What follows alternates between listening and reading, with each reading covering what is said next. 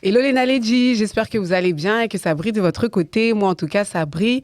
On se retrouve pour notre émission Instant Business. Donc c'est l'émission où l'on va analyser, examiner et décortiquer tout ce qui se passe dans le business. Et pour cela, je ne suis pas toute seule.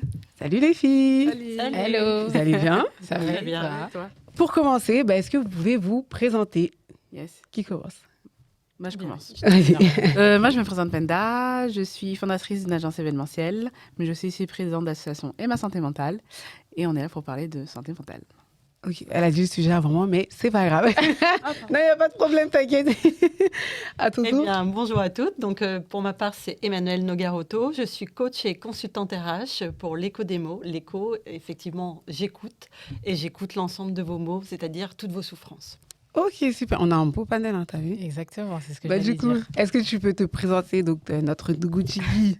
Tasta, consultante en gestion d'entreprise et chroniqueuse pour Nelly Disso. Ok, donc comme Penda l'a si bien dit, le thème de ce jour, c'est la santé mentale et l'entrepreneuriat. Donc, on va échanger autour de ce sujet-là. Est-ce que vous êtes prêts? On est prêts. Ok. Ok, alors ici, c'est l'instant business, c'est sans langue de bois, mais toujours dans le respect. Jingle.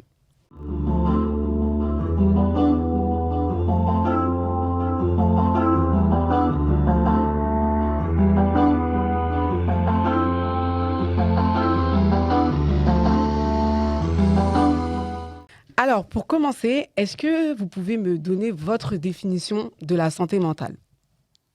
Yes. Oui. Tu veux commencer? Ok, je veux bien commencer. Ne vous battez pas. Hein. Non, c'est pas bon pour notre santé mentale. Exactement. Ma traduction sur la santé mentale, c'est finalement notre chemin de vie, qui a effectivement des obstacles, des étapes à parcourir et à surmonter.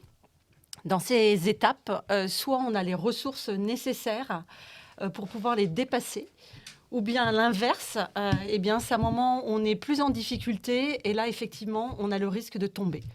L'essentiel, c'est qu'effectivement, on doit aller chercher au fur et à mesure ces ressources pour finalement être plus forte et dépasser et accepter finalement chacune des obstacles qui Qui se présente à nous, quoi. qui se présentent à nous. Ouais. Exactement. Ok. Et toi, Fenda? Moi, j'y rajouterais, qui est très bien dit, que c'est en effet un état de... Comment dirais-je? Un état personnel. On est en lien avec la santé physique et la santé mentale. On va dire qu'est-ce que la santé physique? Et en fait, c'est vraiment ce lien entre notre aspect, notre cerveau, notre attitude, nos émotions, qui nous permet vraiment de savoir si elle est positive ou négative. Maladie mentale, maladie physique, donc ça va être ça. C'est lié, tout est lié, quoi. Voilà, c'est Ok. Qu'est-ce que tu pourrais compléter avant que, du coup, je donne la définition de l'OMS? J'associe la santé mentale à l'âme. Et pour moi, c'est l'éducation de son âme et le travail de son ego. Parce que finalement, pour moi, beaucoup de mots sont liés à notre ego. Ok.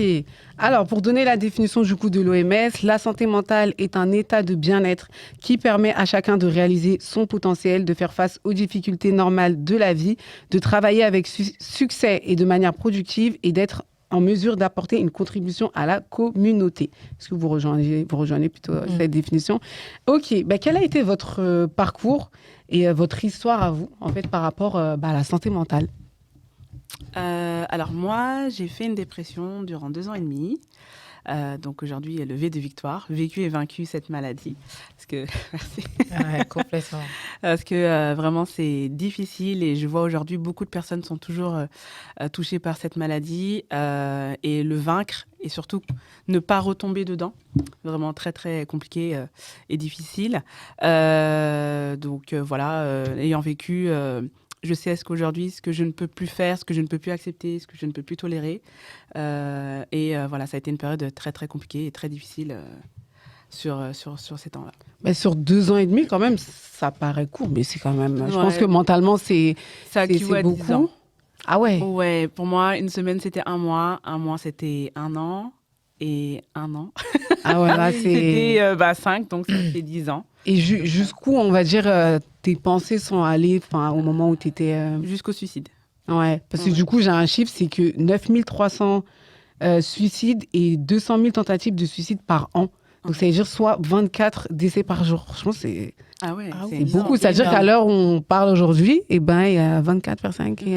Et puis les chiffres ont augmenté en plus. Hein. Ah oui, donc j'ai plus l'année, mais... Mm. ouais, Ouais. Ok. Donc, Mais de toute façon, Dieu merci, comme on dit, tu as Je suis réussi... Oui, parce que Je suis c'est là, vrai j'en que parle. je voyais indirectement, vu qu'on était... on se Oui. connaît depuis quand même un certain Bien. temps, et on va dire, j'ai été spectatrice, entre guillemets, de tout ça. Et là, en fait, de voir là comme ça, moi, je suis très contente et c'est gentil. ça me fait plaisir. Ouais. Et toi, Emmanuel? Donc pour ma part, moi j'ai vécu effectivement un burn-out que j'appelle un peu vicieux parce que Mhm. effectivement, comme j'ai expliqué, on a vécu des obstacles dans notre vie, mais celui-ci je ne l'ai pas vu malgré l'ensemble des signaux qu'il y a pu avoir sur moi. Donc quelque chose de complètement vicieux où un certain jour, voilà, tout s'est stoppé. Finalement, cette reconstruction a duré 8 mois. 8 mois de reconstruction, à la fois, parce que dans un premier temps, il faut être dans l'acceptation. Et c'est une sacrée étape. Quand je dis que les signaux sont venus à moi, parce qu'on est souvent dans le déni Oui. et l'ego, pour rebondir à ce que disait Tasta, Mhm. cet ego de superwoman où rien ne pouvait m'arriver. Et effectivement, eh bien, ça n'arrive pas qu'aux autres, et ça arrive à soi-même. Et donc, quand ça arrive, il faut qu'on accepte. Parce qu'on a ce sentiment de culpabilité, de honte par rapport à qui on est et pourquoi on ne s'est pas écouté auparavant, en fait. Donc, on a tout ce premier point de se dire, OK, l'état de choc, et puis ensuite, cette reconstruction jusqu'à finalement cette réinvention, qui on est aujourd'hui, différente de celle d'hier, et qu'est-ce qu'on veut être, et là, avec toutes les limites qu'on peut se mettre. Tassa, je te pose en même temps la question. Enfin, vu que tu avais commencé à introduire, vous parlez souvent d'ego. Mais qu'est-ce que vous voulez dire par là? Parce que tu l'as un peu défini, le côté un peu superwoman. C'est ça, c'est être plus fort que tout, en fait. Être une super maman, une super RH, une super collaboratrice, mais aussi une super manager. Et on n'a pas le droit de se plaindre, en fait.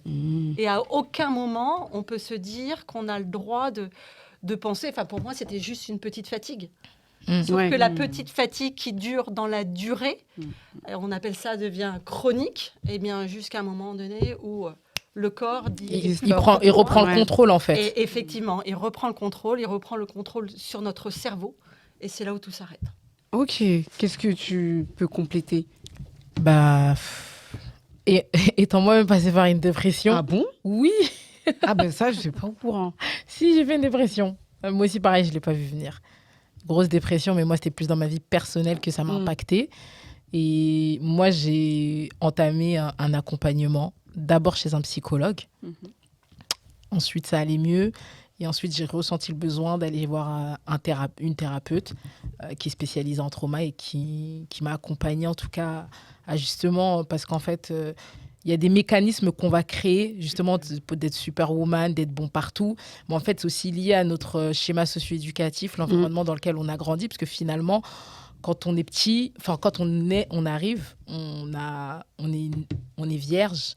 Et en fait, c'est tout notre environnement qui va venir, chacun va venir semer des graines en nous, et c'est ce qui va nous conditionner dans notre vie d'adulte et qui va faire que y a des choses. En fait, on va avoir des mécanismes en fait de prise de décision, de réaction, et finalement ça peut nous pousser jusqu'au burn-out en fait, parce que justement on a ce trop plein quoi. C'est trop plein et on a besoin d'extérioriser. Mais mais on sait que dans souvent, la communauté, on garde beaucoup. surtout qu'en fait, on a deux personnalités en réalité. Il y a ta personnalité que tu montres au monde extérieur et ta personnalité que tu as quand toi, tu es seul ou en tout cas en intimité. Et souvent, on s'est tous forgé une carapace. Et là où ça devient dangereux, c'est quand ta personnalité extérieure, elle prend le dessus sur ta vraie personnalité. Et en fait, tu vas avoir cette dualité. Après, on rentre dans de la neuroscience aussi. Donc, je pourrais parler des heures sur le sujet, mais il y a beaucoup de choses à dire. Mais c'est vrai que c'est pas évident. Mais il faut, en tout cas, il faut pas en avoir honte. Moi, si je devrais dire un truc, c'est ne pas en avoir honte. C'est un cheminement. Et moi, je trouve que c'est une bonne chose aussi, parce qu'en fait, ça permet de révéler ton vrai toi. Je suis d'accord. Et de connaître tes limites aussi. Ouais, je suis d'accord. Ouais. Je pense que tu les connais. Ok. Bon, là, tu as parlé d'un point de vue personnel, mais on va parler un peu plus d'un point de vue, on va dire, entrepreneuriat, parce que ça devient un réel sujet maintenant dans ce monde. Donc, selon un sondage qui a été publié en avril 2023 par la startup Snapshot, tu as 72% des entrepreneurs qui déclarent être touchés par des problèmes psychologiques. Donc, forcément, ce constat a des répercussions sur leur performance globale dans leur entreprise, etc. Et moi, ce que j'aimerais savoir, c'est est-ce que la santé mentale, ça touche plus les hommes que les femmes, inversement, ou c'est à part égale, on va dire? Selon vous, hein, vu que vous êtes... Moi, j'ai plus vu des femmes, mais les hommes ont un plus gros ego que les femmes. Ouais. Sauf que les hommes, moi, je trouve que comme on les conditionne dans la société, comme on les élève, en fait, ils ont plus...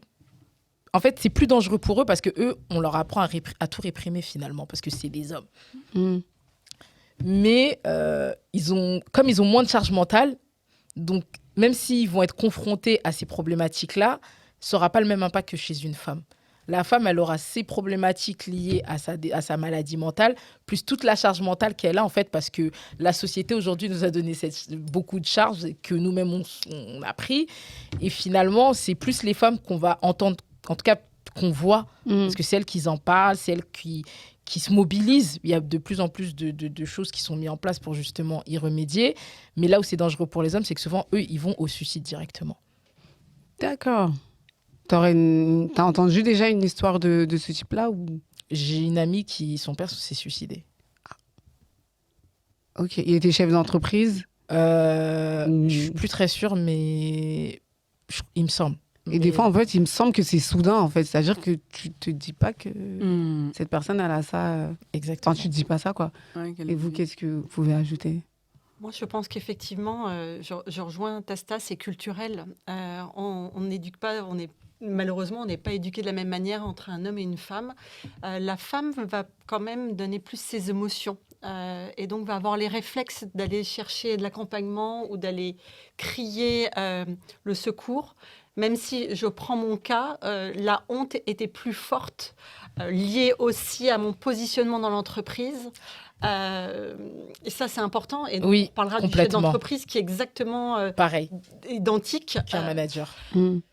Donc, ce premier point, c'est effectivement la femme va pouvoir expliquer son émotion, décrire son émotion, alors que l'homme, il est fort en fait. Ils sont L'homme rationnels. n'a pas le droit de se plaindre.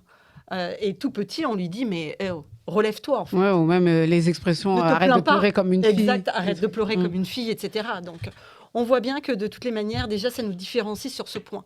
Après, la santé mentale, elle touche autant les hommes que les femmes. Exactement. Autant les hommes que les femmes, de 16 jusqu'à 85 ans.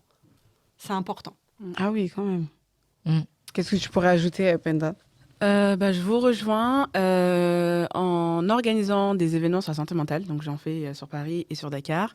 Il y a de plus en plus d'hommes qui viennent aux événements.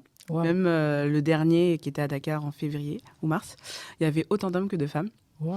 Et il y a plus d'hommes au Sénégal qui viennent aux événements que d'hommes En sur France, Paris qui viennent aux événements. D'accord. Donc, je dirais que c'est équivalent. Après, c'est des problématiques différentes. Par exemple, il y a quelqu'un qui parlait d'avoir perdu sa compagne, donc qui était rentré dans une dépression. Chacun a ses problématiques. Donc, je dirais, on ne peut pas forcément comparer.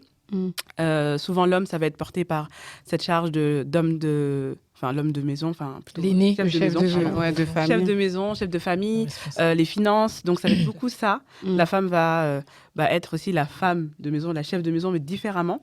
Donc, je pense que chacun a son degré de charge mentale, mais voilà, assez différent. Donc, je pense que oui, ça... Et vous pensez justement que, en gros, le train de vie, la vie perso, justement, peut avoir cet impact-là sur la vie professionnelle? Bien sûr. Directement. Parce que du coup, comme vous sortez des exemples de chefs de famille, etc., donc il se peut que c'est quelque chose qui se passe à la maison et qui a des répercussions sur, du coup, l'entreprise. Oui, bien sûr. Le burn-out n'est pas une maladie, mais un syndrome. Déjà, la première chose, c'est ce qu'il faut poser, c'est effectivement que c'est multicause.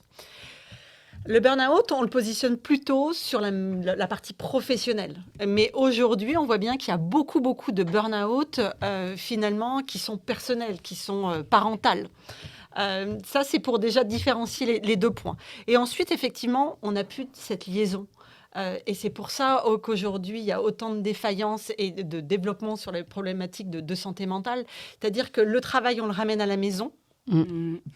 Et la maison, eh bien, indirectement, on ramène au travail. Parce que même si, culturellement, on dit hey, « laisse tes problèmes à l'entrée de l'entreprise », c'est pas vrai. Il y a un C'est pas impact vrai, quand même. il y a un quoi. impact. Ouais. Il y a un impact.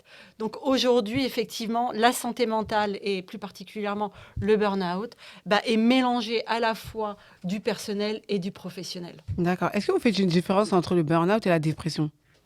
Oui. Est-ce que vous pouvez du coup expliquer la différence? Est-ce qu'il y en a vraiment ou...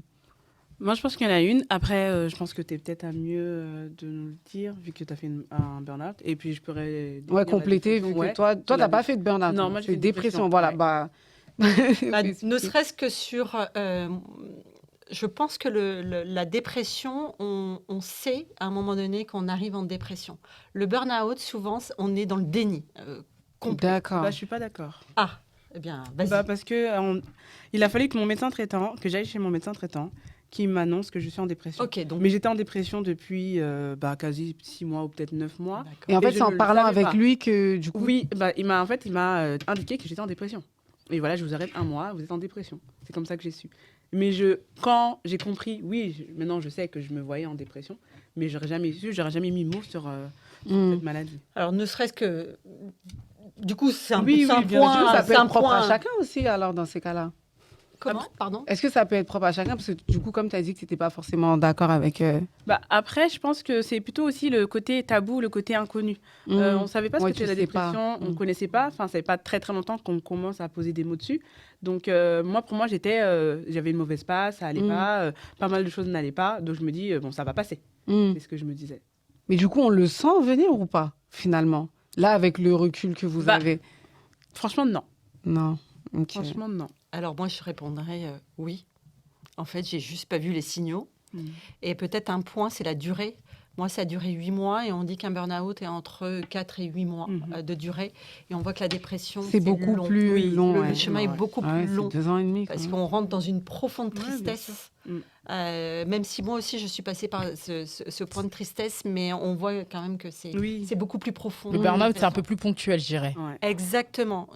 Je pense que le burn-out, c'est peut-être quelque chose qui veut te préserver C'est- d'une éventuelle dépression. Et en fait, C'est si un tu soignes signal pas, d'alerte, si quoi. ton corps ne prend pas le contrôle, en fait, tu vas aller vers la dépression. C'est ça. Ok, donc Moi, ça je le peut vois être la comme ça. première étape, C'est la entre première guillemets, étape. avant de... C'est un épuisement. Le burn-out est un épuisement. On est rentré dans une fatigue qui devient chronique, c'est-à-dire qu'elle va dans la durée.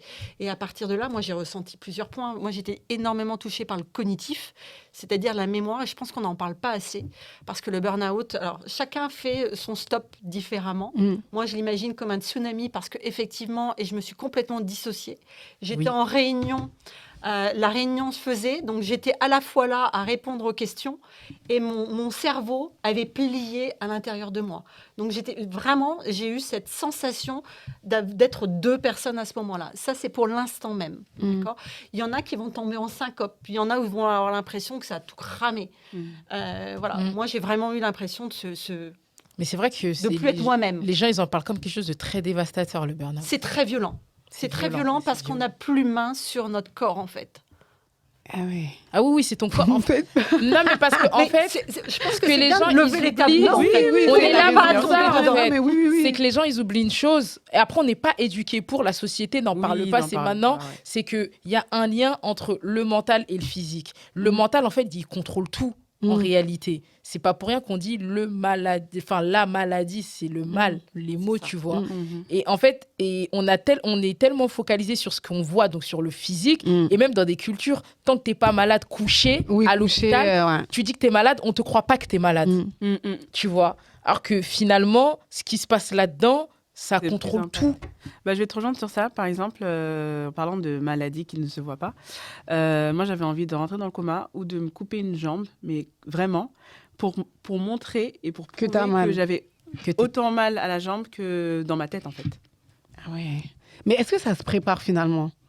On peut se préparer à... Aujourd'hui, oui. Je pense qu'avec tout ce qui... déjà, rien que cette émission, rien que les échanges qui se fait, les événements, etc., je pense qu'au fur et à mesure, oui, on peut se préparer parce qu'on met un doigt dessus. Avant, la société ne voulait pas nous expliquer, en fait, ce que c'était cette maladie. Et c'était pas une maladie considérée comme telle, en fait. Aujourd'hui, moi, j'ai fait, par exemple, presque 1 an et demi d'arrêt maladie. Auparavant, on n'aurait peut-être pas considéré comme c'est aujourd'hui. Ouais, c'est vrai. Ok. Et est-ce qu'il y a des choses à faire pour éviter des exercices, je sais pas, si on veut éviter, c'est-à-dire si on sent que ça arrive sans forcément savoir aussi que c'est ça. Ouais, bien sûr. Moi, je pense qu'il faut s'écouter. C'est ça. Le premier point, Ah non, c'est mais s'écouter. clairement, il faut s'écouter. Il faut accueillir ses émotions. En fait, l'émotionnel, on est dans une société où l'émotion, on l'a mis de côté. Et aujourd'hui, on revient aux émotions. Notre état naturel, on est des humains. Comme je disais dans une de nos émissions, on deal avec des humains avant des numéros de sirette. Ouais. C'est pas pour rien. Et en fait, s'écouter et accueillir ses émotions, ça s'apprend, effectivement. Et c'est là où les professionnels, ils sont là pour ça, que ce soit un coach, un thérapeute ou un psychologue, parce qu'ils sont tous les trois tout aussi compétents pour moi pour le faire. C'est toi et ta sensibilité, le feeling que tu vas avoir avec le professionnel, mais il faut s'écouter. Ok. Oui. On va s'écouter. Et selon vous, quels sont les... Là, on va plutôt parler de prendre soin de sa santé mentale en général. Quels sont les avantages et les inconvénients, du coup, de prendre soin de sa santé mentale? Bon, je pense que les inconvénients, on a compris. L'inconvénient, clairement, c'est de plus être là ou de plus se retrouver, en fait. Et donc, il ne faut plus aller jusque-là. Et si cette émission va lever un certain nombre de tabous, tant mieux, en fait. Donc, il faut prendre soin de sa santé. Sa santé, au global, ça veut dire santé physique et santé mentale. Et pour prendre soin de sa santé, ça passe par l'hygiène alimentaire, le sommeil, on n'en parle pas assez, mais le sommeil est hyper important. Dormons. La nourriture, les temps de pause, et puis l'exercice. Enfin, moi, si je suis tombée dans le burn-out, et en tout cas, si j'ai vécu un burn-out, c'est parce que je mangeais mal, je dormais plus, je faisais plus d'exercice. La pause, c'était 1 fois par jour, donc autant vous dire que ne serait-ce que l'hygiène de base, elle est complètement décalée. Enfin, comment peut-on vivre comme ça, en fait? Comment pouvons-nous accepter de vivre comme ça? Ouais, de s'infliger ça, tout On n'est pas des robots. On n'est pas des robots. Et puis après, effectivement, il y a plein d'autres choses, la cohérence cardiaque, enfin, plein d'autres choses. Mais déjà, la base, prenons soin de nous, l'écoute et prenons soin de nous. Moi, ce serait ma recette. Et il y a aussi le fait de subir sa vie. On court tellement partout, Ah oui, ça. Voilà, on réfléchit même pas, on n'a même pas le temps. Et je reprends ce que tu disais. On a ce côté où on doit dire stop à tout ça. En tout cas, moi, je me regarde comme ça. J'ai été chanceuse d'avoir vécu une dépression. Parce que j'avais besoin de cette pause pour me dire, OK, ça va pas. Et je continuais je subissais en fait ma vie sans le vouloir. Le mot prendre soin de soi, je le connaissais pas jusqu'à maintenant. On me dit, oui, prends soin de toi, ou quand tu quittes quelqu'un, prends soin de toi. Et, mais c'est quoi réellement mais c'est prendre ça. soin de Et en fait, soi, j'ai dit, non, toi, prends soin de toi. Et c'est ce que je répondais. Et maintenant, je comprends l'importance et je pense que nous toutes, de prendre soin de soi. C'est vraiment de se poser, d'avoir un temps pour soi, d'être avec soi-même, de s'apprécier et voilà. Moi, je le conseille à mes clients de se le mettre même dans le planning, en fait.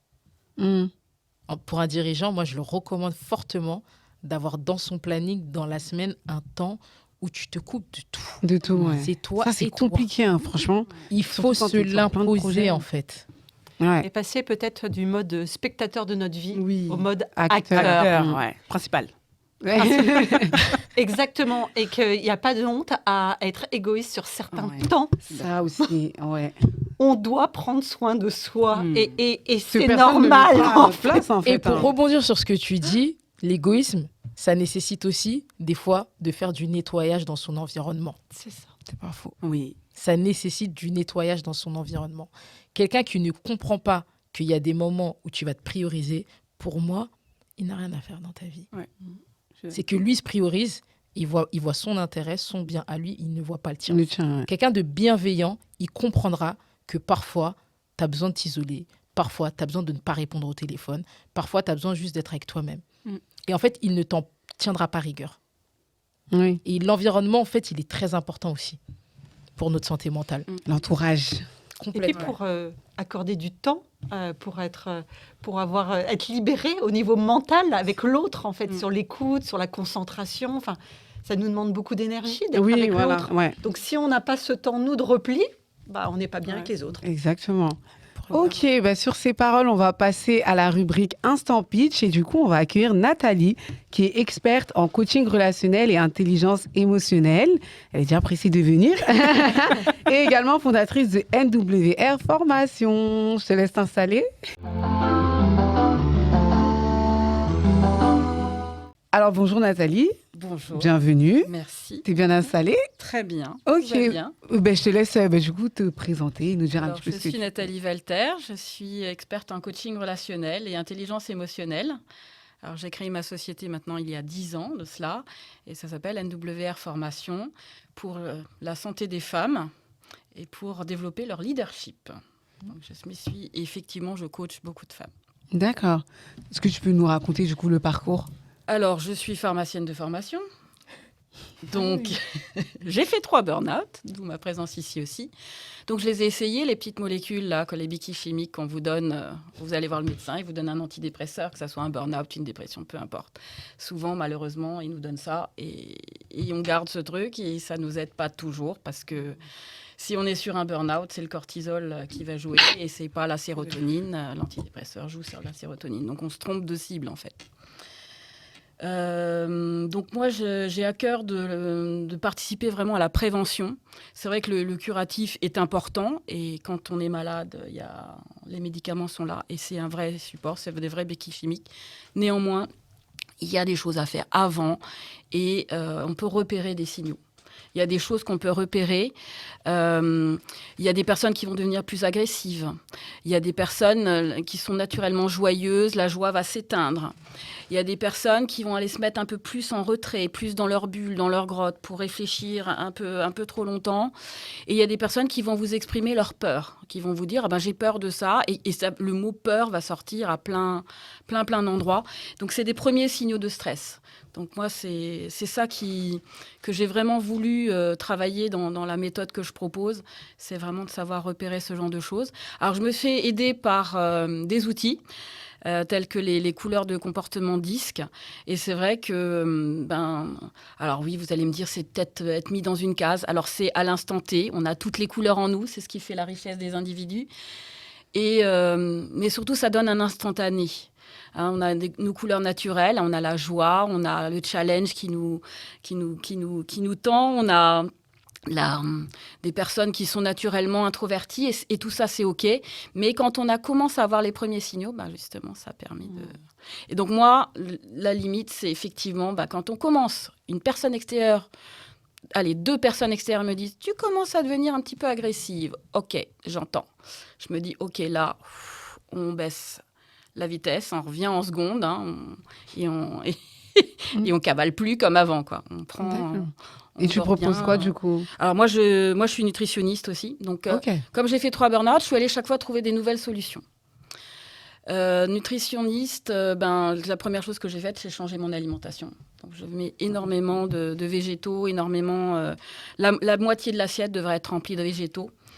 Et il y a des aliments anti-stress qui contiennent beaucoup de magnésium, la banane, les amandes. Enfin, il y a vraiment des choses intéressantes. Après, il y a des compléments nutritionnels. Le premier à mettre en place quand on est en stress, c'est du magnésium. Et après, il y a plein d'autres choses. Voilà. Selon le niveau de stress et selon si c'est toute la journée, pas la journée. Donc voilà, je ne vous fais pas la pharmacie, c'est promis.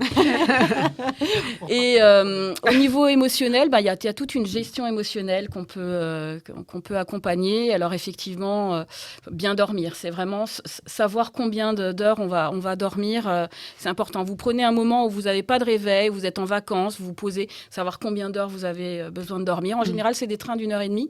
Donc c'est 6 heures, 7h30 ou 9h. En général, on est dans ces cas-là. Nos enfants doivent dormir plus, 10h30, idéalement, voire jusqu'à l'adolescence. Après, il y a Netflix, la télé et tout ça, donc les écrans qui nous empêchent un peu de... Voilà, mais idéalement, on dort bien son sou. Le sport, moi, je fais 4 heures par semaine de sport, donc ça me tient aussi. On sécrète des endorphines, qui sont des hormones du bonheur, de l'ocytocine, et tout ça, ça envoie de l'énergie positive et ça maintient bien. Même marcher, ceux qui sont allergiques au sport, je vous conseille de marcher. Marcher en forêt, ressourcez-vous. C'est du sport. Ressourcez-vous, voilà, ça, c'est super important. Tu utilises tous ces outils pour accompagner Les femmes. dirigeantes, effectivement, voilà, qui ont un peu perdu, sont un peu perdues dans leur métier, qui voient ça va moins vite, ou tout tourne plus vite autour d'elles, cette impression d'être ralenti, et du coup, je les accompagne à ça. Donc, je les accompagne déjà à repérer leurs symptômes de stress. Je les accompagne à travailler. On va aller faire des nettoyages émotionnels. Et j'utilise là, du coup, je suis allée chercher de la kinésiologie. Je me suis formée à ça. Des méditations pleine conscience. La respiration est aussi extrêmement importante. Voilà, donc toutes ces méthodes-là, je vais voir où on va avec la personne et vraiment, je vais appliquer à l'instant T ce dont elle a besoin. D'accord. Et du coup, c'est ce qui est illustré sur Alors cette petite effectivement, carte. Tu peux nous passer. On fait passer en bas. Voilà. Merci. Alors effectivement, donc je vais vous parler des rouges d'abord, c'est les plus impatients.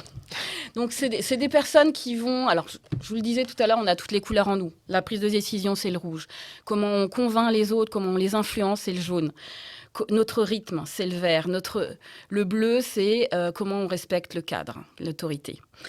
On a toutes ces couleurs en nous. Et puis l'enfance, entre 0 et 6 ans ou 0 et 12 ans selon les auteurs, on a l'influence des parents, de l'entourage, la position dans la fratrie.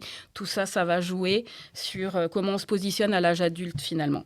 Et notre ami qui est plutôt dans le rouge, c'est quelqu'un qui est chef d'entreprise souvent.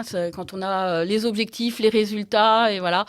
Même si peut avoir une autre couleur au départ, on va être effectivement dans cette couleur rouge parce qu'on a les besoins d'efficacité et de productivité. Et là, il y a effectivement cette agressivité qui, quand on est en mode stress, peut apparaître et qui est vraiment le signal. En jaune, c'est tout ce qui est la créativité, c'est tout ce qui est le marketing. Les commerciaux sont pas mal là-dedans, les artistes, ceux qui aiment bien être en lumière, en scène. Et là, ils ont de la joie naturelle. Cette joie va s'éteindre. Quand on commence à avoir des signaux de fatigue, etc., la joie va s'éteindre. Nos amis verts, ils sont plutôt, c'est des personnes qui se pensent presque plus aux autres qu'à eux-mêmes. Et à un moment donné, quand ils ont la cocotte minute, elle accumule, et à un moment donné, elle va exploser. Autant le rouge, il va exploser tout de suite, ça dure 5 minutes et ça s'éteint. Mais le vert, c'est vraiment l'accumulation. On prend sur soi. L'expression prendre sur soi, prendre du poids aussi, là, dans la notion littérale. Et là, notre ami vert, il va s'isoler plus, il va être plus triste que d'habitude. Et notre ami bleu, alors lui, il aime bien quand c'est bien ordonné, bien cadré, bien trié. Et il commence à être un peu désorganisé. Il va sortir très souvent le mot peur. Et donc ça, c'est des signaux qui permettent vraiment de repérer des choses qui vont déjà sur soi. Après, on peut le repérer chez l'autre. Parce que ça, c'est des signaux, une fois qu'on a compris sur soi, l'idée, c'est de s'intéresser aux autres et de pouvoir s'adapter. Donc, c'est de repérer ces mêmes signaux chez l'autre et de savoir comment je vais communiquer. Ouais, avec cette Quel va être le quoi. besoin. Et là, il y a des besoins, selon les 4 couleurs, il y a des besoins différents. Il a besoin qu'on aille vite et qu'on aille droit au but. Il a besoin qu'on soit joyeux. Il a besoin de parler de son week-end avant de rentrer dans la phase de travail. Le vert, il a besoin de rentrer dans la confiance. Donc, il faut peut-être ralentir le rythme, abaisser sa voix. Je me mets en général en position miroir. Et puis, notre ami bleu, il a besoin qu'on vienne un petit peu avant, lors d'un rendez-vous, qu'on soit pas à l'heure. C'est être en retard pour lui, mais c'est venir avant, c'est respecter, lui donner un ordre du jour et respecter les points pour bien qu'il soit à l'aise. C'est intéressant. Ouais, franchement, moi, je crois que je suis rouge. De comprendre. J'ai lu là, mais... Moi, ce que je retiens, c'est de se comprendre, permet de comprendre les autres. Les autres, mieux, justement, pour un dirigeant, finalement, mieux manager ses équipes, en tout cas. Mieux manager, mieux vendre, parce qu'on comprend mieux ses clients. On va aller creuser, quand il y a la phase de questionnement dans les étapes de la vente, on va aller creuser le besoin qu'on repère chez l'autre. Et puis, c'est de la communication sereine, parce que du coup, on sait où on va. Il y a une méthode. Ça permet d'être agile, de retomber sur ses pattes, ça donne en efficacité, ça permet vraiment de comprendre C'est super 80% intéressant. des Ouais, besoins franchement. au départ. Donc c'est... Et du coup, si on veut assister à une des formations, etc., comment on Alors, te contacte? Alors, comment vous pouvez me contacter? Alors déjà, je suis sur LinkedIn, vous tapez Ouais. Nathalie Walter, alors il y a mon nom de jeune fille, Rinkel. Mais voilà, Nathalie Walter sur LinkedIn, vous me trouvez assez facilement. Je suis également sur Instagram, sur Nut Micronut. Ok. Donc, Bah, j'ai- Tasta a déjà commencé. Oui, vas-y, termine. Vas-y. Et puis, je vais redémarrer. J'ai des pauses. Alors, sur LinkedIn, je publie toutes les semaines. Il y a un article sur l'intelligence relationnelle. Donc là, récemment, j'ai fait le réseautage avec les couleurs. J'ai fait les ventes avec les couleurs. Et puis, sur Instagram, c'est plus la nutrition, plus les compléments nut que je développe. Ok. Donc, tu as déjà commencé à poser des questions, mais est-ce que du coup, vous avez envie de poser des questions à Nathalie ou rebondir sur ce qu'elle a pu dire lors de sa présentation? Ouais, vas-y. Ouais, je réfléchis. Moi, je n'ai pas forcément de questions parce que je connaissais effectivement quand on est coach, ça fait partie des outils potentiels sur lesquels on peut se former, mais je n'entends que du bien, en tout cas, de cette méthode. Mm. Moi, en tout cas, je ne la pratique pas encore. Mais bravo, je trouve que c'est assez Moi, je pense clair et lisible. On se voit assez bien dans la catégorie déjà quand il annonce Il y a une Où est-ce qu'on principale peut en être général, une dominante. où est notre couleur dominante. Hein.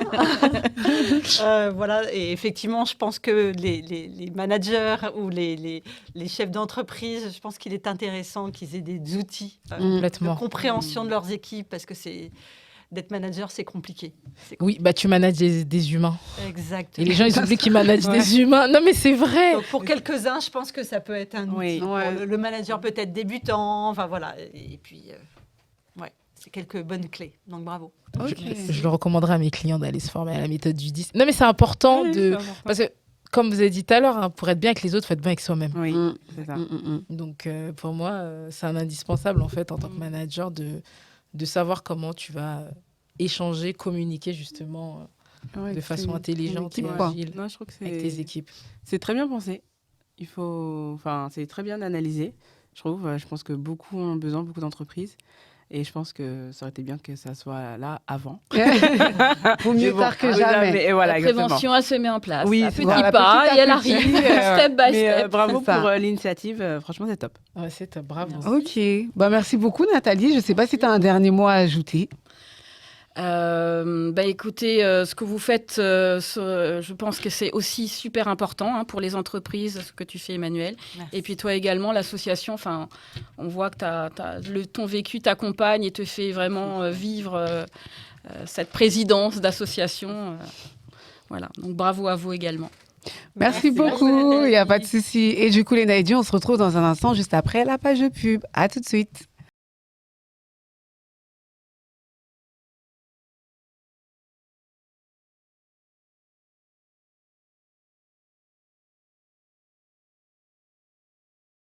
De retour dans l'analyse du saut avec Emmanuel Penda. On a gardé Nathalie parce que je suis sûre qu'elle a des choses importantes aussi à nous partager. Et Tasta, comment ça va les filles? Super. bien. Et toi Ça va toujours? Toujours. Oui. Vous parlez beaucoup en off. Hein. Je tiens à le préciser, mais je sais que c'est un sujet qui est passionnant, donc Ouais. tant mieux. Là, on va mettre un petit peu plus l'accent sur les entrepreneurs parce qu'il ne faut pas les oublier. Après, on va parler aussi, on va dire, des entreprises, donc des salariés. Ce que j'aimerais savoir, c'est est-ce que les entrepreneurs sont plus à l'abri que les salariés, selon vous, bien sûr? Ou c'est À kiff-kiff l'abri hein. de la santé mentale. Oui, voilà. Ouais. Ah non, pas du tout. Moi, je pense qu'ils sont même plus exposés. Ouais, exactement. Les entrepreneurs sont plus exposés que les salariés. ouais. Moi, ces derniers mois, je suis même allée me dire que, en gros, avant de rentrer dans l'entrepreneuriat, va soigner tes problèmes mentaux. Mm. Parce qu'en fait, quand tu ne vas pas bien mentalement, l'entrepreneuriat, c'est vraiment l'aventure qui va tout mettre en lumière de façon beaucoup plus exacerbée. Ouais, je suis d'accord. Ok. Ouais. Alors, je vous rejoins effectivement. Pour moi, l'entrepreneur est la base. C'est lui qui a les soucis de l'entreprise. C'est lui qui va porter les problématiques de chiffre d'affaires, donc de toute sa stratégie. Complètement. Donc, c'est très, très compliqué pour lui. Donc, effectivement, il faut qu'il se fasse accompagner, soit par un conseiller, soit par un psy, soit par un coach, peu importe, mais il doit être accompagné. D'accord. Et aussi prendre du recul. sur là où les situations. Mhm. Ne pas se renfermer. Évacuer beaucoup avec le sport. Ça joue beaucoup. Ouais, ça joue beaucoup. Ouais. Ouais, Le ça sport, joue c'est beaucoup. important. On Et, néglige, très franchement. important, ouais. Mais... Mais prendre vraiment du recul, trouver des solutions. En fait, chaque problème a une solution. Moi, en étant entrepreneur, ce que je fais, et du coup passer par le suicide, je me dis, est-ce que je vais mourir de ce problème? Oui, non, non. Ok, donc on va trouver une solution. Peut-être pas sur du court terme, mais sur du moyen terme. Et je me recule, je réfléchis, et là, je trouve la solution plus facilement. Ouais. Ok. Alors moi, j'ai fait mes 3 burn-out dans le salariat. Donc moi, c'était les valeurs avec l'entreprise qui collaient plus à un moment donné. Certes, on a la paye qui tombe à la fin du mois, ça c'est confortable. On l'a pas en tant qu'entrepreneur. Entrepreneur, on a le chef orchestre. Maintenant, on a la main sur son agenda. On peut faire des agendas par défaut. Et puis, tu parlais en première partie, Tasta, de prendre rendez-vous avec soi-même. Oui. Et dans l'agenda, vous bloquez un créneau avec vous-même, quoi. C'est hyper important. Et savoir dire non. On ne peut pas dire oui à tout, c'est pas possible. On ne peut pas être à 1000 endroits en même temps. Donc, il va falloir savoir dire non à des choses qui peut-être nous tiennent à cœur, mais tant pis. À un moment donné, il faut faire des choix. Moi, je vais rebondir sur un truc que tu viens de dire, c'est que tu as fait des burn-out en tant que salarié Ouais. et parce que tu ne correspondais pas, enfin, les valeurs de l'entreprise n'étaient pas alignées avec toi-même. Et pourquoi je veux rebondir là-dessus? Parce que moi, en tout cas, avec mes clients avec lesquels je travaille, quand on est dans la phase de recrutement, je leur dis toujours, le CV, il va te permettre de mettre en lumière les compétences. Mais l'entretien, c'est pour voir est-ce que le candidat adhère à ta vision et est-ce que vous avez des valeurs communes. Et c'est pour ça que je recommande toujours aux entrepreneurs, aux chefs d'entreprise, d'avoir un guide de marque. Parce que le guide de marque, c'est ce qui va te permettre d'identifier et de l'avoir de façon noir sur blanc, toutes ces fondations de l'entreprise et comment tu peux les transmettre. Et c'est pour ça que beaucoup en recrutement font des mauvais recrutements parce qu'eux-mêmes n'ont pas pris le temps de se poser la question des valeurs et de la vision de l'entreprise. Et donc, du coup, ils sont focalisés sur la compétence. Et après, il s'avère que parce que les valeurs ne sont pas alignées, on se retrouve face à des situations qui peuvent aller jusqu'au prud'homme. D'accord. T'es allé jusque-là? Ah oui. Non. Ah, J'ai fait une rupture conventionnelle. Mais Ouais. ok. effectivement, ça aurait pu. Mais non, je suis Ok. là. C'est une épreuve, le prud'homme. Enfin, j'ai des amis qui l'ont, entre guillemets, subi, qui sont pas allés au bout, qui ont attendu 1 an et qui perdaient du poids et qui ne vivaient pas bien du tout. Donc voilà, faut être solide pour le vivre. Il faut être bien accompagné. Il y a Mais des justement, avocats Penda, qui après, sont je sais pas si spécialisés tu là-dedans. veux. Ah oui, Désolée, Nathalie, je t'ai un peu coupée. Je sais pas si tu veux en parler ou pas, mais il me semble que Oui. par rapport à ta dépression, il y avait ce côté un peu Oui. salarié, parce que au début, tu faisais les deux. Je sais Oui, pas si c'est tu as envie d'en Ah parler. oui, bien sûr. Ouais. Oui, c'est pas tabou. Oui, au début, j'étais salariée et entrepreneur. Mhm. Et effectivement, moi, j'ai subi du harcèlement moral au travail qui a duré 1 an. Ça a été l'un des facteurs de ma dépression. C'est là où le médecin, après une phrase que je n'oublierai jamais, donc ma DRH me convoque, me propose tout d'abord un poste. En tant que, changer de poste parce que ça faisait 3 ans que j'étais dans l'entreprise. Et donc voilà, on échange et elle me propose une rupture conventionnelle. Je lui dis, mais on change de poste et on passe par une rupture. Et elle me dit que de toute façon, si je n'acceptais pas la rupture, qu'elle fabriquait des preuves pour me licencier à faute grave. Et donc là, je prends ça comme... je le prends mal. Je fais un malaise par la suite, etc. Et c'est là où le médecin m'indique que je suis en dépression et c'était lié...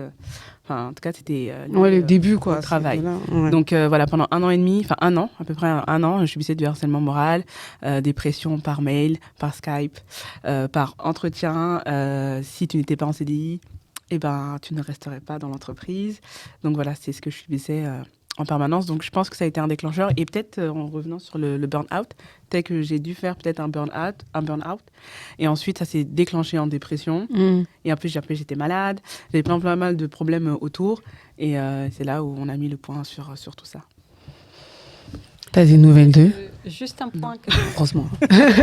Oui, dis-nous. Juste un point sur la partie de l'entrepreneur. Effectivement, pour moi, il y a aussi l'isolement. Il est seul Ouais. aux manettes. Et effectivement, à un moment donné, sa santé mentale peut coûter plus que ses collaborateurs. Mm. Donc, le fait de se rapprocher, de se concentrer dans des réseaux, Exactement. Ouais, des business clubs, on parlait des événements de d'accompagner networking. mentalement, mais aussi socialement. Socialement, ouais. La Exactement. santé mentale, ça touche le physique, le mental Et le social. et le social. Les Complètement. 3 points. Les 3 points, ouais. Non, mais c'est pour ça que pour un dirigeant, même, il faut réseauter et ça doit faire partie, en fait, même de ta fiche de poste, en fait. En tant que parce qu'il y a des dirigeants qui sont salariés, tous les dirigeants ne sont pas propriétaires des entreprises. Mm. Et cette capacité, justement, à créer du lien social, c'est une compétence à part entière qu'il faut développer en tant qu'entrepreneur. Ok. Bah, oui, vas-y. Ouais, juste rajouter un point. L'entrepreneur aussi doit savoir que tous les entrepreneurs vivent des moments difficiles. Et en fait, beaucoup sur les réseaux sociaux, on nous fait Oui. croire, on nous fait penser qu'on est seul à vivre une période difficile et que tous les autres entrepreneurs réussissent, se battent, etc. Et tous les entrepreneurs vivent une période compliquée et je crois même plus qu'on le pense. Et les gens doivent le savoir. Mais justement, en parlant de réseaux sociaux, est-ce que vous pensez que les réseaux aussi ont un impact sur ça ou pas? Bien sûr. Ouais. Ah, complètement. Oui. Alors moi qui est jeune entrepreneuse, à chaque fois que je me connecte sur les réseaux sociaux, que ce soit Instagram ou que ce soit LinkedIn, où on voit que de la réussite et on sait que les débuts, c'est compliqué, le temps que la machine se lance, etc., je coupe pour ma santé mentale, pour éviter que je doute de mes compétences. C'est hyper important parce que tous ces coachs, et j'en fais partie, qui sont démesurés au niveau de leur communication, je trouve pas ça sain, en fait. Je trouve pas ça sain. Enfin, on est entrepreneur. Enfin, d'ailleurs, peu importe la personne, peu importe son statut, on a tous des doutes et des peurs. Et donc, c'est comment on va les surmonter. Alors, des fois, on a de la force, des fois, on est accompagné, mais ça existe. Et en fait, je pense que cette émission de dire, levons les tabous et disons que finalement, notre vie n'est pas toujours simple. Oui, c'est la vie. Et heureusement qu'on a des très bons côtés. Et des fois, c'est plus compliqué. L'essentiel, c'est de pouvoir remonter. On en est des exemples. Éviter de tomber. C'est aussi ce qu'on est en train de faire, c'est de prévenir. Mais voilà, il y a beaucoup de chemin. Et puis mettre des pauses. Ouais. Et parfois, s'accorder des pauses. Ouais, c'est des pauses. important. Et des fois, il y a en fait rien qu'en allant marcher. Enfin, moi, je vois pour mon entreprise, j'ai des idées qui me viennent, où je résous je trouve des solutions en marchant, en fait. Et c'est super important. Et c'est un moment pour moi aussi, en plus. Donc, ça me ressource. Donc, c'est très important. Ouais. J'aimerais qu'on aborde un peu la culture de l'échec. On l'a fait plus ou moins. Je pense que surtout quand on est entrepreneur, parce que justement, comme vous disiez, sur les réseaux sociaux, on voit tout est beau, tout est rose, tout le monde a réussi. Personne n'a galéré alors que on sait comment ça se passe un petit peu en off. Moi, je vais savoir, selon vous, comment y remédier en fait pour ne pas que justement ça nous porte préjudice. Toi, t'arrives à couper, justement, tu coupes, mais t'en as en fait, ils n'arrivent pas forcément à couper. Qu'est-ce qu'on pourrait faire en fait? Je pense que d'intégrer le mode échec, c'est important quand on est entrepreneur parce que on va... Est-ce que, à part le mot échec, est-ce qu'on peut pas mettre le mot expérience? Aussi, en ouais. tout cas, l'échec est un apprentissage. C'est Mais ça. en tout cas, c'est ça. C'est de se dire qu'on ne réussira pas tout. Parce que celui qui réussit tout, qu'on me le montre, en fait. Et c'est toujours pareil. C'est entre la communication et le réel. Donc, accepter qu'effectivement, on fasse des erreurs, qu'on fasse des échecs. Déjà, quand on a intégré ça mentalement, eh bien, on va pouvoir se dépasser. Et on va pouvoir faire effectivement des pauses et j'ai oublié mon idée, pardon. Ça arrive. Et prendre soin de soi. Et d'intégrer. Et en fait, intégrer et d'en faire apprendre, en un fait. apprentissage. C'est un apprentissage. Voilà, Parce c'est que ça. L'échec, c'est l'échec devient une expérience Ouais. à apprentissage, en fait. C'est l'apprentissage de Voilà. la vie. Comme le burn-out ou la dépression fait partie de nos apprentissages. Et on ne doit pas en avoir honte. C'est une force. Aujourd'hui, moi, je dis, c'est une force. Et il y en a qui le montrent aussi sur les réseaux, hein, ils ne le cachent pas. Enfin, c'est plus réel que ceux où, oui, j'ai décidé du jour au lendemain de quitter ma boîte, tac, tac, tac. Ça, on en voit beaucoup. Et, Alors, il faut savoir que quand on le fait, c'est extrêmement difficile et douloureux pour soi-même de s'exposer comme ça. s'exposer. Ouais. Parce qu'en fait, on montre notre vulnérabilité. Exactement. On montre nos Vulnérabilité, faiblesses, et la hein. société la société n'aime pas ça. Ouais. Ils préfèrent jouer sur les peurs parce qu'on nous dirige par la peur en réalité. c'est tout un, enfin, c'est Pour tout la un système culpabilité mis et en la place. peur. Il y a de la culpabilité. Et même en aussi. marketing, on le voit aujourd'hui, tous les marketeurs qui excellent, c'est du marketing de la peur. Ils vont appuyer sur tes points de douleur. C'est ça. Tu vois, et du coup, quand toi, tu n'as pas cette éthique, parce que tu as cette bienveillance, bah, c'est là où tu ne sais pas comment aller parler. Enfin, ça va être plus compliqué d'aller parler à ta cible, parce qu'il faut leur créer l'émotion pour leur faire comprendre que tu es la solution à leurs problèmes, sans aller remuer le couteau dans la plaie. Ouais. Tu Ok. vois. Donc, c'est pas évident. Ouais, Nathalie, est-ce que tu veux ajouter quelque chose? Oui, en fait, je me remémore quand je suis partie en rupture conventionnelle. Je partais en vacances, c'était vraiment fin juin, et puis il y avait les vacances derrière. Je me sentais même pas légitime de partir en vacances. Il y a vraiment c'était le syndrome de l'imposteur, même en vacances, puisque je ne travaillais entre guillemets plus. Et je voyais bien que ça ne pouvait plus continuer. Moi, j'ai demandé à partir au moment de mon évaluation. Et on m'a proposé la rupture conventionnelle. J'ai très bien fait parce qu'après, ils licencient. 1 an après, il y avait un grand plan de licenciement. Donc, je suis partie avec un petit pécule plus important que si j'étais restée 1 an de plus. Et après, il y a toute cette phase de reconstruction. Se reconstruire soit toute seule, accompagnée. Faut un peu les deux. Pendant ce temps-là, il y a la famille qui continue, il y a le mari, tout ça, faut gérer aussi. Surtout en tant que femme, souvent les hommes, ils arrivent à séparer le travail et puis voilà, ils vont pêcher le poisson, ils ramènent le poisson et voilà, terminé.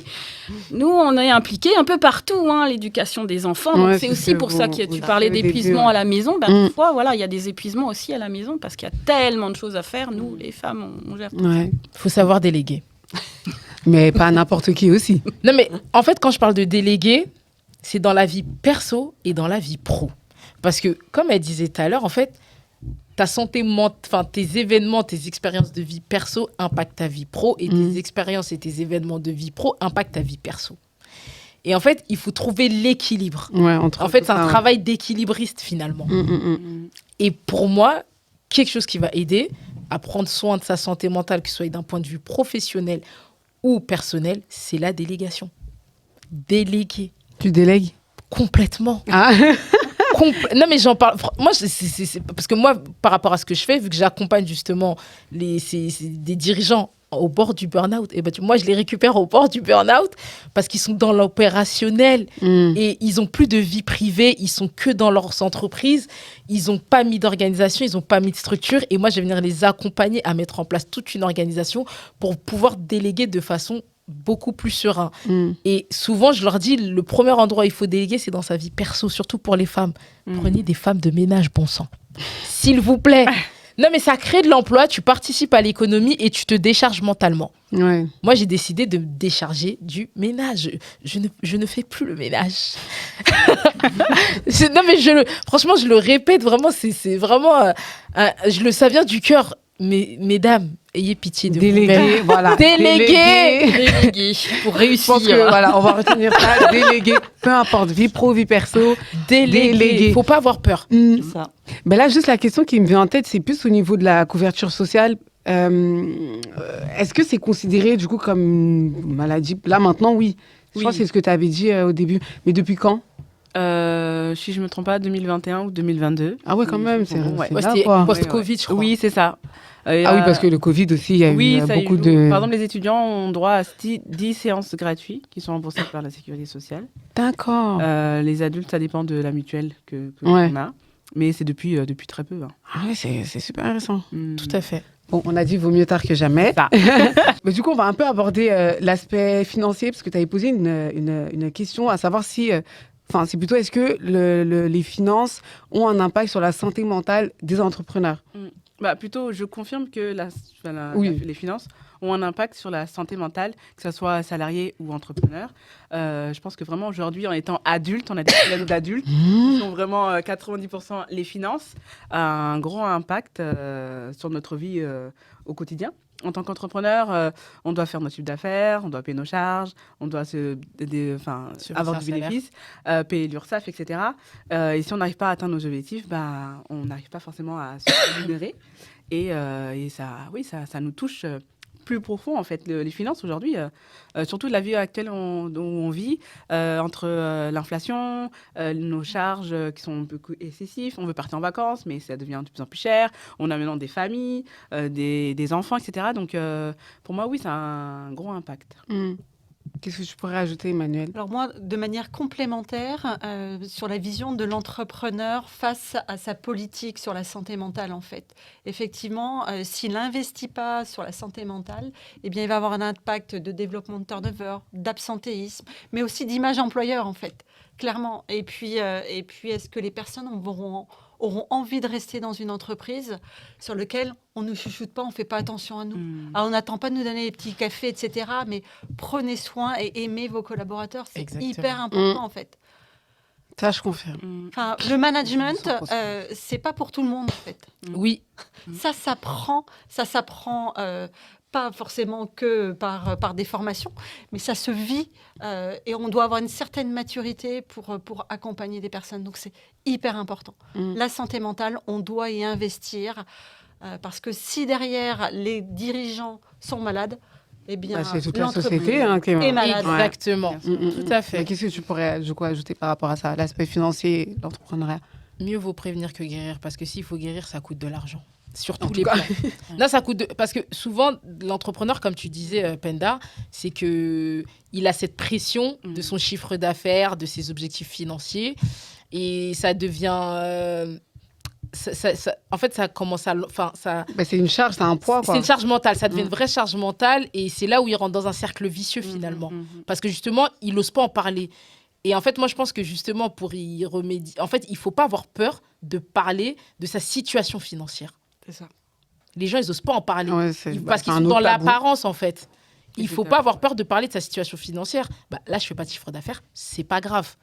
Tu vois, mais c'est de se poser la question, qu'est-ce que je vais mettre en place C'est pour ça. changer les choses. Comment je rebondis, ouais. Et c'est là où, justement, moi, j'invite encore plus les gens à se faire accompagner d'un point de vue business, parce que les experts, que ce soit un coach, un formateur ou un consultant, il va te faire gagner du temps, et le temps que tu vas gagner, tu le récupères en argent à moyen ou à long terme. Et n'attendez pas de récupérer cet investissement à court terme.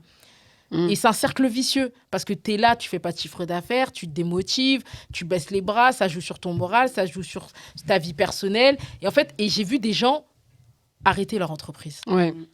Ça, il y en a beaucoup. Exactement. Et parce qu'ils osent pas en parler. Oui, il y a les apparences, parce qu'en fait, sur Instagram, tu as l'impression qu'il faut avoir un bureau, il faut voyager en business. Non, mais sérieux, Non, mais il faut c'est porter des talons avec un tailleur de... Flemme. On arrête, Alors s'il que vous tous les plaît. jours, c'est pas ça. Non, tu connais. Je suis obligée de les dire. Non, Non, il y a Rien des n'est périodes où tu vas faire du chiffre d'affaires, il y a des périodes où ton activité elle va baisser. Et encore une fois, je vais dire un truc, mais peut-être on va dire parce que je veux vendre des prestations. Mais non, suivez vos chiffres, ayez des tableaux de bord. Parce que les tableaux de bord, ça te donne une projection, ça te permet de te projeter, ça te permet de t'organiser et ça te permet de réfléchir à tes stratégies, ta prise de décision stratégique en fait. Mais la situation financière, pour un entrepreneur ou même un dirigeant, n'ayez pas peur d'en parler en fait. c'est peut-être comme ça même qu'on trouve des solutions, en fait. Ouais. Et non, il ne faut pas avoir honte, en fait. Et s'il y a besoin de retourner dans le salariat, quelques temps, 6 mois, un an, ouais. ou travailler, continuer à travailler à côté, retourner en entreprise, continuer son business pour avoir des fonds, Des fonds, ouais. voire mettre de côté, etc. Il le faut. Et c'est pas grave. Ouais, et c'est pas grave. Parce qu'il y en a, ils le cachent. En fait, tu as l'impression, quand tu vois sur les réseaux, qu'ils sont qu'entrepreneurs. Et en discutant avec eux, en fait, tu apprends qu'ils Ils sont salariés. sont salariés aussi. Oui, Oui, il y en a beaucoup, Oui, ils il y font en a du rêve. beaucoup, hein. Hein Oui. Dommage. Nathalie, dis-nous, qu'est-ce que tu pourrais compléter? Alors pour compléter par rapport à l'entrepreneur, effectivement, donc moi j'ai mon job alimentaire, c'est la pharmacie, soyons clairs. Et effectivement, après je m'éclate avec ce genre de petits outils. Donc, mais j'ai vraiment mixé l'activité et j'ai mis plusieurs activités, plusieurs pôles pour justement, il y en a qui sont saisonniers, il y a d'autres qui ne sont pas. Donc ça c'est l'expérience perso que je pourrais témoigner. Ce qu'il y a aussi, c'est que en France, le curatif, c'est-à-dire d'aller voir le psychiatre, peut-être pas le psychologue, mais il y a des choses qui sont remboursées. Donc voilà, utilisez déjà ça si vous n'avez pas forcément les finances qui moyens, vont avec. Mm. Et effectivement, tout ce qui est coaching et tout ce qui est accompagnement préventif pour l'instant, s'il y a certaines mutuelles qui remboursent des frais, voilà. Mais souvent, ça a un coût. Et c'est un coût, ça vaut le coup d'investir parce que c'est justement quand on va pas bien que là, il faut Investir il sur faut soi. investir sur soi. Mm. C'est pas quand tout va bien, enfin quand tout va bien aussi, mais si vous avez pris ce rendez-vous avec votre coach ou avec vous-même, c'est justement dans les périodes difficiles qu'il faut les maintenir. Mm. C'est là On que a ça une va seule vraiment santé, être. hein. Ah ça La seule santé santé. n'a pas de pluriel. On est bien Exactement. d'accord. Mm. Et pas de prix. aussi. Et pas de prix. Ouais. Surtout. Et quand justement on arrive à s'en sortir, comme toi tu l'as fait, et puis même vous toutes, hein, Ouais. comment ne pas récidiver? S'écouter. Merci, Merci Emmanuel. Déléguer. Merci. Franchement, là, on peut Donc pas mais la- s'écouter, déléguer. Oui, mettre en place des signaux qui vont être visibles et qu'on peut pas louper. S'entourer. Ouais. S'entourer aussi. Se faire accompagner. Ouais, accompagnement, ouais, surtout. S'entourer. Et avoir le mindset léger. En fait, ne pas prendre tout à cœur, ne pas rester dans le même en fait environnement, dans la même négativité Ouais. qu'on avait auparavant. Mm. C'est cette légèreté en fait qu'il faudrait pour ne pas replonger ou ne pas continuer à être dedans en fait. Ok. On a le syndrome de l'imposteur et on a aussi le syndrome du parfait. La perfection, de l'exigence, ok, mais on peut aussi un peu de temps en temps baisser un peu Relâcher, notre ouais. niveau. Sois parfait. Voilà. Message contraignant. Bien sûr. Et puis il y a des choses dans la vie qui sont fluides et d'autres qui le sont moins. C'est ça. Donc aller plus vers la joie et la fluidité. En tout cas, Positivité. ça c'est le moins qu'on puisse dire. T'as ça, j'introduis ta rubrique, les conseils de Dougou Chigi.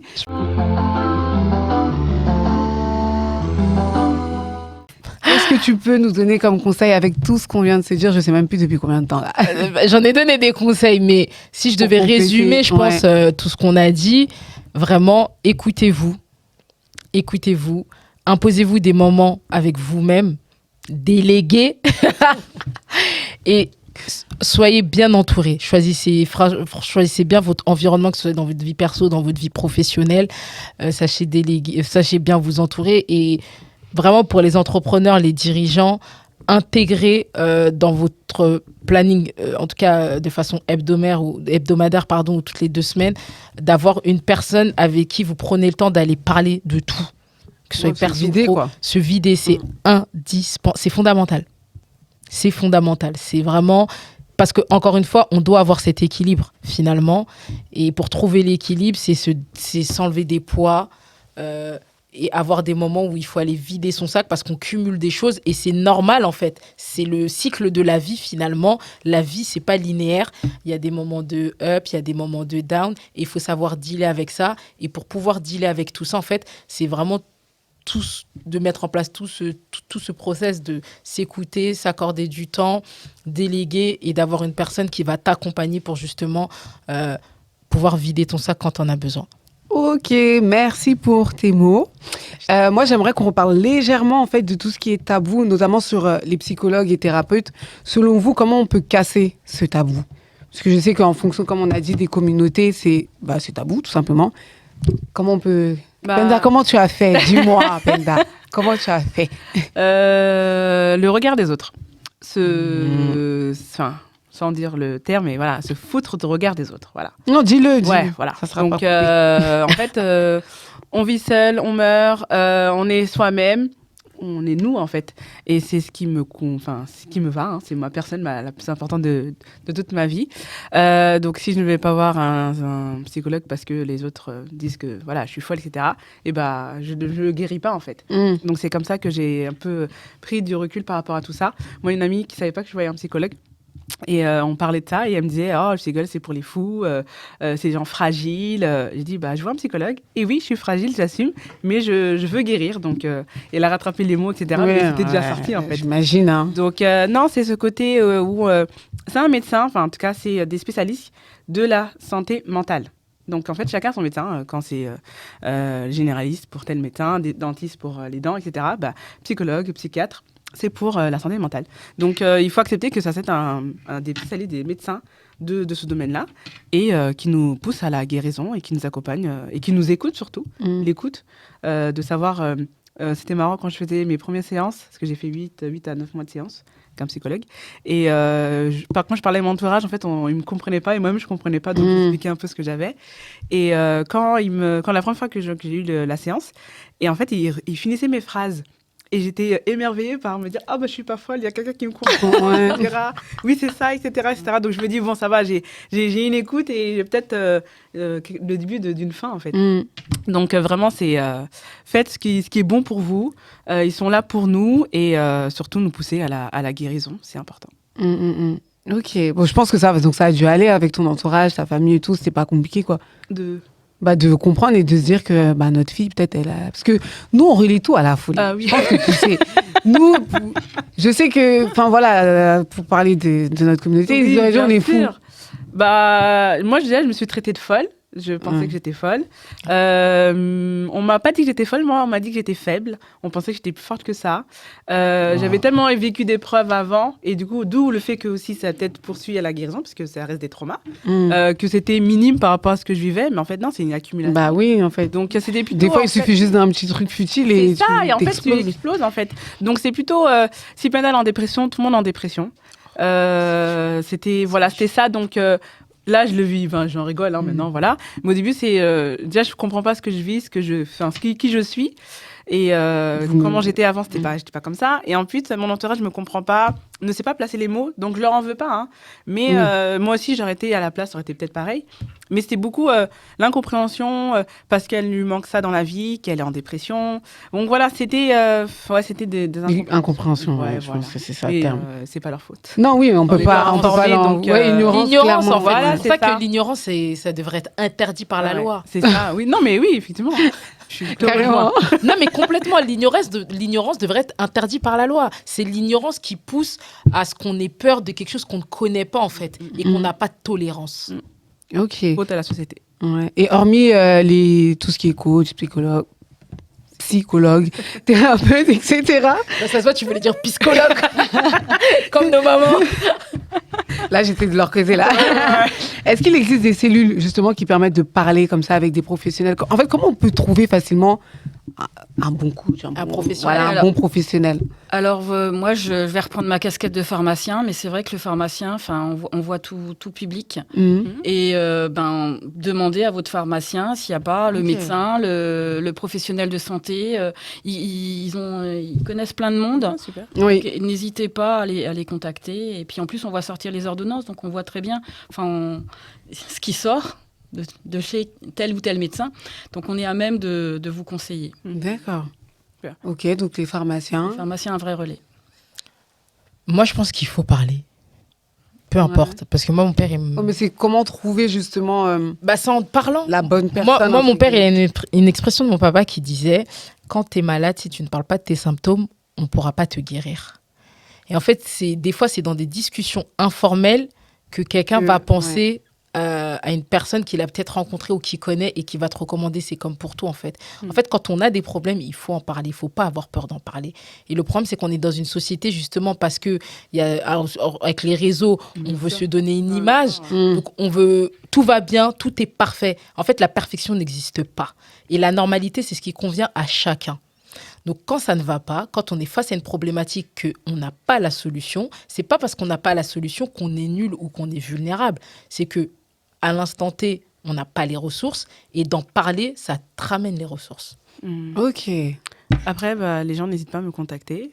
Parce que, du coup, En plus, vu que tu as l'association, oui, les répertorie, associations aussi. de plus en plus des listes de psychologues, Ok. psychiatres, etc. Même mon psychologue est entre guillemets maintenant mon partenaire. D'accord, mais c'est bien. Donc, j'envoie beaucoup de personnes auprès de lui. Donc, voilà, que les personnes n'hésitent pas à me solliciter. Ok. Moi, je dirais effectivement que parler, échanger à la première personne dans un premier temps, parce qu'avant qu'on arrive à un psychologue ou un psychiatre, on a fait un chemin. Et ce chemin, il n'est pas immédiat. Donc, il faut absolument trouver quelqu'un qui nous écoute.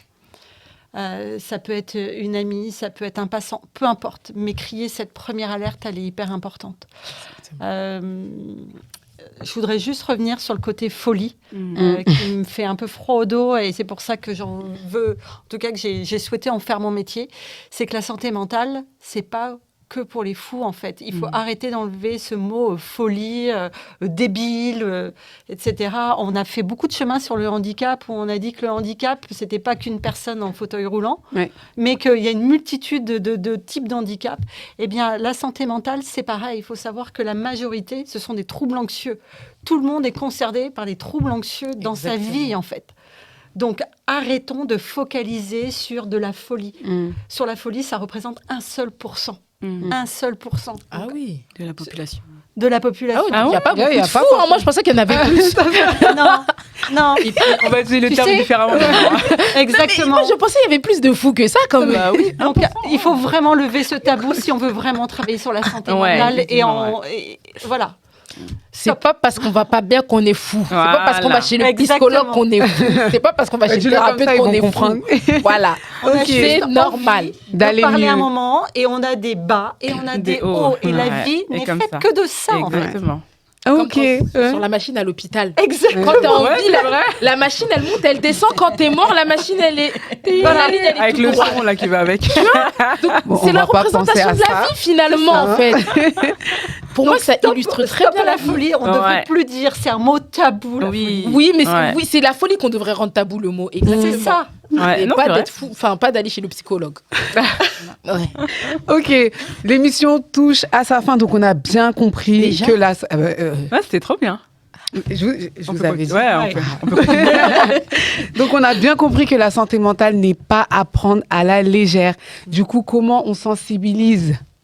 Dites-nous, comment on sensibilise? Prenons le sujet Au sérieux. avec une grande importance. Véritablement, comme on est tous touchés, et il faut que ça résonne, que cette émission résonne. En tout cas, effectivement, il y a des coachs qui sont là pour vous accompagner en prévention et puis aussi au retour à l'emploi, soit dans l'entreprise, soit à l'extérieur. Et puis, il y a des personnes qui sont là pour écouter au moment où, effectivement, on est en plein moment du burn-out ou de la dépression. Ça, il faut aller voir des spécialistes. Ce ne sont pas les coachs, ce ne sont pas des écoutes familiales ou amicales. Ce sont des écoutes spécialisées. Donc, voilà. Mais en tout cas, il faut réveiller les consciences. Ok. Moi, je dirais informons-nous. Même si on n'est pas touché, si on a, Ouais, voilà, parce qu'on ne sait jamais. on ne hein. sait jamais, voilà. Donc vraiment s'informer, voilà, se renseigner sur le sujet et prendre toutes les conseils pour pouvoir s'éloigner au maximum de la dépression, de la santé mentale. Ok.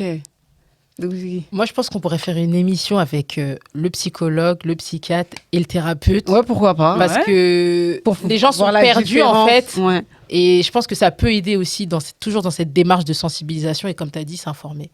Ok. Alors, ne restez pas seul. Parlez-en autour de vous. Il y aura une association, il y aura une écoute attentive pour vous. Je pense que de plus en plus, ça se fait. Et puis, il y a des relais. N'hésitez pas, les associations, les professionnels de santé, vers le biais des personnes accessibles, telles que le pharmacien. Et la vie n'est pas un long fleuve tranquille, pour personne. Mais quand on est effectivement dans le bien-être, ça se passe nettement mieux que quand on est On en va tous aller. Hein. Franchement, on va être. Et on va bien. Ah oui. Un dernier mot. Le suicide n'est pas la solution à le mal-être. En plus, si on est croyant, on sait ce qui nous attend Voilà, c'est ça. aussi. Donc, hein. Tu peux le dire plus fort, s'il te plaît? Non, c'est important. Le suicide n'est pas la solution. Merci. Ok, j'allais vous demander d'autres conseils, mais franchement, je pense que on en a donné pas mal. C'était. Là, on a fait une thérapie. Ouais, franchement, mais clairement, et chacun a ajouté un petit peu sa petite pierre à l'édifice. Donc, pour terminer, est-ce que chacune peut partager ses réseaux sociaux? Parce que je pense que tout le monde va vouloir vous suivre. Déjà, vous pouvez aller découvrir qui je suis plus en profondeur à travers mon site qui s'appelle l'échodémodé.com. Donc, l'écho, L-E-C-H-O, démo, D-E-S, tout accroché, M-A-U-X.com. Je suis présente sur LinkedIn au nom d'Emmanuel Nogarotto. Et puis, je me lance sur Instagram au bout de 48 heures. Ça y est, j'ai osé, j'ai enlevé mon syndrome. Donc, vous pouvez me retrouver sur l'éco-démo sur Instagram. Ok. Et, voilà. Et je vais essayer de développer encore plus cette communication pour lever les tabous. Trop bien. Ok. Merci. Alors, retrouvez-moi sur Instagram, donc Emma Santé Mentale, E-T-M-A santé mentale. Sur TikTok aussi, il y a le site internet qui arrive très très prochainement. Ouais. Donc voilà, pas mal de petites rubriques qu'on met en place. Et je crois que c'est tout. Et bon, après sur mon compte Instagram personnel, Ayam Penda, en fait, je mets plus en avant ma personne depuis la dépression. Comment le après-dépression, je le vis. Je donne beaucoup de conseils, mais aussi, je montre aussi mes galères, comment j'ai pu rebondir quand ça va pas, etc. Et ça motive et ça booste les gens à se dire, voilà, je peux me repérer et me réfère en elle. Donc, voilà. Ok. Attends, on passe à Nathalie d'abord. Alors moi, vous me trouvez sur LinkedIn, Nathalie Walter. Et puis, j'ai un Insta qui s'appelle Nut Micronut, où je développe plus la partie nutrition, la partie complément nutritionnel. Et puis, j'ai aussi sur Google, si vous tapez, vous trouvez mon entreprise. Ouais. Donc, moi, j'officie à Harouet Malmaison. Voilà, donc Google My Business, vous me trouvez. Ok. NWR Formation. Super. Voilà. Et Tasta, dis-nous. Sur LinkedIn, Tasta Gassama. Sur Instagram, Tasta Dougou. Et il y a Le site. le site dougoutigui.com. C'est .bk, non? Ou ça, Non. c'est le Instagram? Non, c'est le Instagram. Ah, ok. Ah, Oh, BK, je me suis mais trompée. le site internet, effectivement, oui, mais c'est vrai que j'en parle pas. Ça y est, j'ai un site internet. Je suis le cordonnier mal chaussé. dougoutigui.com. Vous pouvez retrouver l'ensemble de mon activité. Et sinon, vous me suivez sur Instagram. Je partage tout. Mes conseils pro, ma vie perso, ma folie. Et puis voilà. Ok. On a dit ce mot, il devient un Non, tabou. mais moi, c'est de la folie positive. Positive. Ok. Ah, Bon, bah, petit c'est grain de bon. folie Le positive. petit grain. Alors, de pourcentage. Ajoute le Mon grain de folie, ma joie de vivre, quoi. Ouais. Et ton sourire aussi, qu'on n'oublie pas. Hein. Ok, bah pour Naïf Dussault, tout sera affiché juste en dessous. Donc nous, on est présents également sur Instagram, TikTok, enfin tous les réseaux sociaux pour faire bref. Et du coup, c'est tout pour l'instant business. Et c'était le dernier épisode de cette deuxième saison. Donc je vais faire quelques remerciements si vous me permettez, avant de libérer, on va dire, l'antenne. C'est genre. Donc je tenais déjà à remercier tous les participants. Donc je vais les citer un à un parce que c'est important pour moi. Donc on a eu Oriane, on a eu Nour, on a eu Leïla, Assitane, Abdoulaye, Souliman, Sariati, Thomas, Sama et Soum, Pendra, Emmanuel, Nathalie. J'oublie pas notre Dougoutigui. Là, c'est international, on le sait. Donc, qui est chroniqueuse depuis maintenant 2 ans. Oui. Je te remercie. Je vous remercie aussi les filles d'avoir accepté l'invitation. Je remercie également le studio Grace TV qui nous a accueillis pour cette année. Donc, merci pour l'accueil, toujours chaleureux, bien, on est à l'aise. Hein. Ouais, Dites-le. Bravo. Facilité d'accès. Facilité d'accès à tout qui est là, parking, on a des boissons, tout. Franchement, voilà. Et je remercie aussi les partenaires, à savoir Hydra Turban, Kimae Collection et Teammate Shop, du coup, qui m'ont habillé et accessoirisé durant ces tournages. Donc, merci pour tout. Vous pouvez retrouver tous les épisodes, saison 1, saison 2, sur notre chaîne YouTube. Donc, n'hésitez pas à vous abonner. Et on va quand même terminer par une question ouverte. Donc, je vous explique. Cette année, j'offre l'opportunité, du coup, aux intervenantes de poser une question ouverte à nos internautes pour qu'on puisse continuer, en fait, le débat, du coup, sur les réseaux sociaux. Est-ce que là, et donc, c'est en lien avec le sujet, bien évidemment. Est-ce que vous avez une question à poser aux internautes pour qu'on puisse continuer le débat? On doit se concerter ou pas? Je vous laisse une minute. Moi, j'ai une question là, tout de suite, qui me vient en tête. Vas-y. Qu'attends-tu pour aller consulter un professionnel de la santé mentale? D'accord, c'est pas mal, j'avoue. Est-ce que vous rejoignez sa question? Complètement. Ouais. Tu peux répéter à la caméra? Qu'attendez-vous pour aller consulter un professionnel de la santé mentale?